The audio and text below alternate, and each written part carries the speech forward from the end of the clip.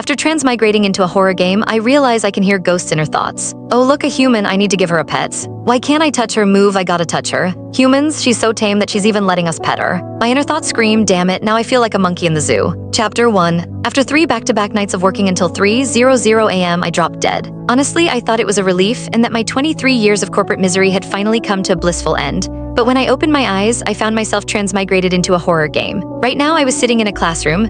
A hanging ghost dangled from the blackboard and its long tongue was dragging across the floor. A jumper ghost was doing a handstand on the desk with its eyeballs stretched 6 feet out of their sockets. Every ghost here had scattered facial features. They were barely recognizable as anything that was once human. Severed limbs and mangled flesh lay everywhere, and the stench of blood filled the air. Cold sweat soaked through my clothes. I clamped a hand firmly over my mouth and refused to let out a whimper. Stay calm, the worse it gets, the calmer you need to be, I muttered and reminded myself. I lifted my stiff legs and inched toward the corner, but my foot landed on something hard and round at the worst moment possible. A sharp, piercing screech rang out beside me. When I quickly lifted my foot to take a look, I noticed it was a bloody eyeball, which gave me such a fright that I recoiled back several steps. This was something I would normally only see on late-night TV. A ghost skittered over in a twisted, broken crawl, scooped up the eyeball, and popped it back into its socket. To suppress the scream in my throat, I pinched myself to stay focused, but the ghost had noticed me. Its bloodshot eyes locked onto me like it was about to lunge and tear me apart any second. Soon, every other ghost seemed to sense something and slowly turned its head toward me too. Dozens of empty or blood-filled eyes stayed fixated on me. Great, it seemed like today was the day I died for sure.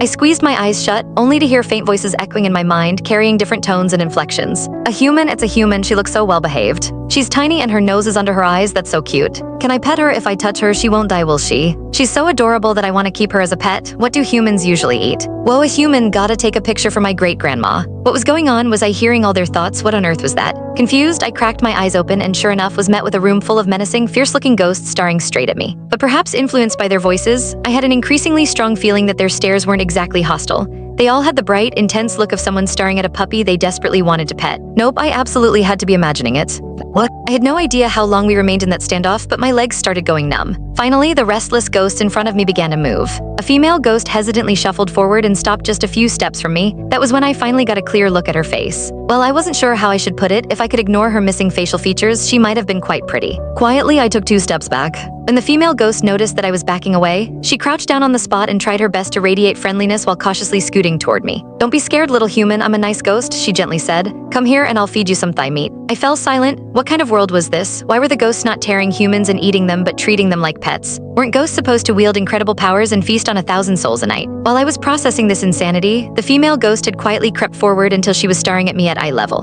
When she raised her hand, my body tensed. I braced myself for her to twist my head off at any moment, but all she did was pat me lightly on the head. Click the link on the homepage to watch the full follow-up for free.